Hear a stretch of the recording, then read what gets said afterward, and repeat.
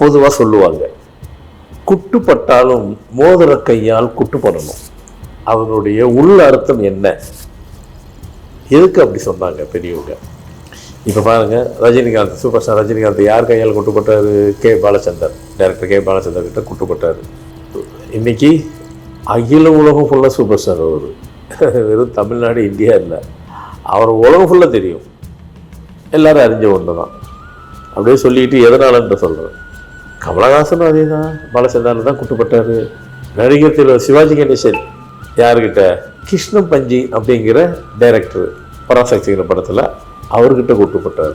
அடுத்து மக்கள் தலைவர் எம்ஜிஆர் யாருக்கிட்ட? மாடர்ன் தியேட்டர்ஸுக்கிட்ட. இப்படியே சொல்லிக்கிட்டே போகலாம். எதுக்கு மோதல் கையால் குட்டுப்படணுன்னாக்கா, அவங்கக்கிட்ட மட்டும் அவங்க சாதனைக்கு உரியவர்கள், அவங்களுக்கு இறைவனுடைய ஆசி எப்பவுமே உண்டு.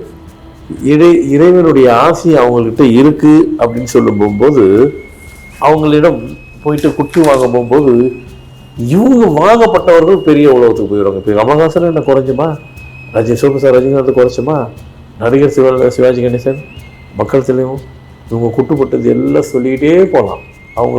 ஏன்னாக்கா இவங்கெல்லாம் கடவுளுடைய ஆசீர்வாதம் உள்ளவங்க. யார்? குட்டு போடுறவங்க.